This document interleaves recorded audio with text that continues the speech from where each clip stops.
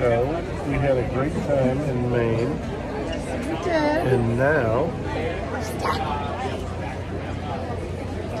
in Charlotte, North Carolina. Stuck in a sea of people. Okay, so we have finally made it home. I was trying to explain everything in the airport, but this is a story like a million of them right now. What's the date? It's 23rd. July 23rd. July 23rd. It's Tuesday. The airport systems went down Friday. There was a glitch because of Microsoft, Bill Gates' Microsoft update. It controls all, it does all the flight, it manages all the flight control. I don't know how to explain it other than that. A lot of you know more about this than I do. Obviously know way more about this than I do. Some of you are just hearing about it. It's been ongoing for a while. My wife thought, oh, they'll have it all cleaned up by the time we fly. So this is Friday. And we're enjoying a cabin in Maine, and I'm saying, I don't know about that. This has been going on for hours, and they've canceled thousands of flights. That's going to take a while to work out. Well, it did. So first flight was fine. We got to Charlotte, North Carolina. Live in Carolina, North Carolina. And then we were so close. We were so close. I mean, that's most of the trip. We could have rented a car and come home in 4 hours. And we talked about that. But they started delaying our connecting flight. They started delaying it before we got on the first flight. And we count like, oh, I lost count, like 9 delays. But we got a standby. We said, so we went to the counter when we first got to the airport and realized that all hell was breaking loose.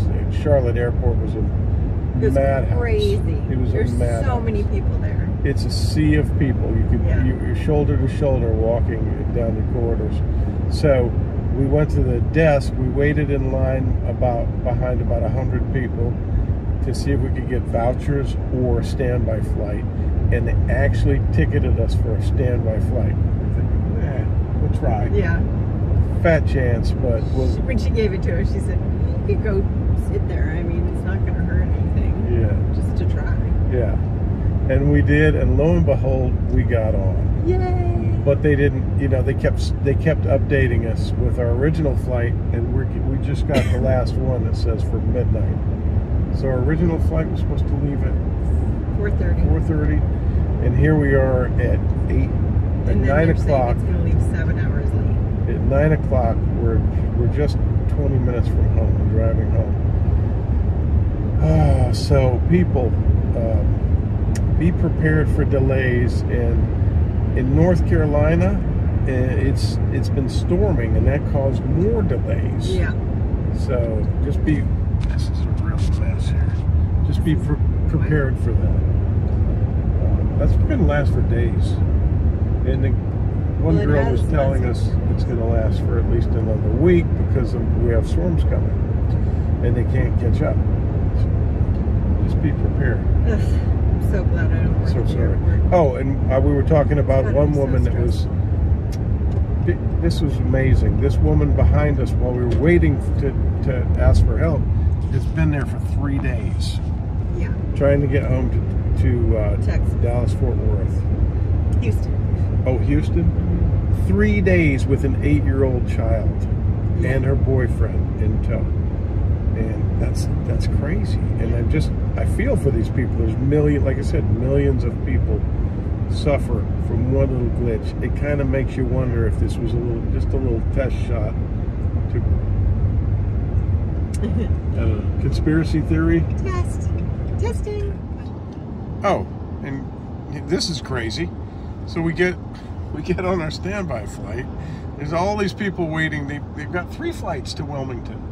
Yeah. And they're all booked. It's just, around the same few hour period. We get on this flight, and I get a seat. We're separate.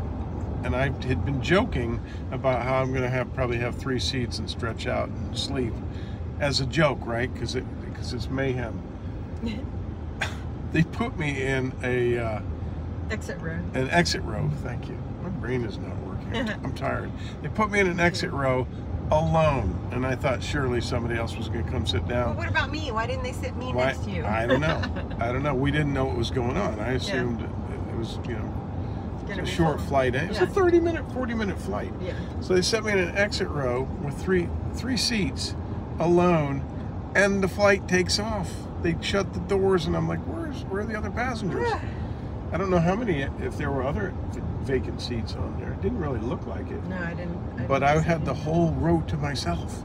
That's crazy. So dysfunctional. Yeah. And there's so many people suffering, and so many couples going to Wilmington, or a couple of singles tonight could have used those seats. Yeah. I hope they're not watching this, because that'd be very upsetting. But, okay, here we are the next morning, quite early, just after sunrise. In another update, they have canceled our flight. We're lucky, we're home. Yeah, but flight 390 from Charlotte to Wilmington has been canceled. So these airlines will keep you hoping and keep you strung and not leaving the airport when you could be, you know, hopefully finding accommodations somewhere, or a rent-a-car somewhere, somehow, to do something to get somewhere. But they keep you strung along, believing that your flight is going to depart. And in our case, it just, who knows when they're gonna, for some reason, they've kept us in the loop. It's like they don't know that we actually got on the standby. And I don't know. Are they going to tell us we have another flight this evening? Anyway, we were supposed to be home at 5 or 6 o'clock yesterday, and we would still not be home. We would have slept in the Charlotte airport. Keep in mind that today there are still people in the Charlotte airport that could have been on this flight with us last night. At least two, a couple or two single people could have sat next to me. This shows the redundancy of failures. This is my wife's phone, by the way, where we're getting the updates.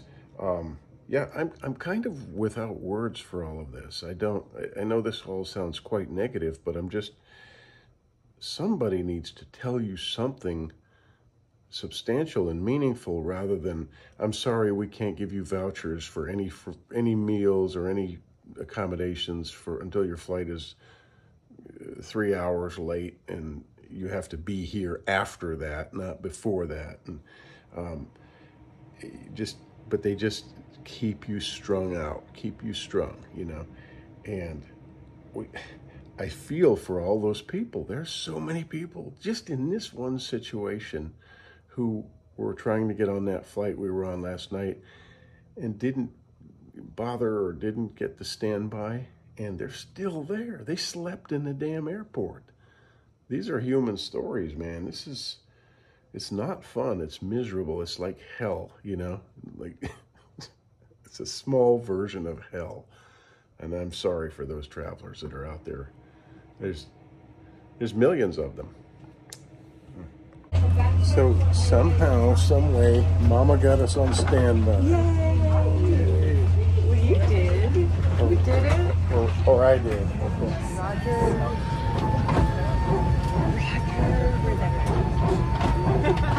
Who's back here? So, there you go, folks. Just wanted to share that with you firsthand. So, good luck traveling. Peace. Thanks for watching. Safe trip.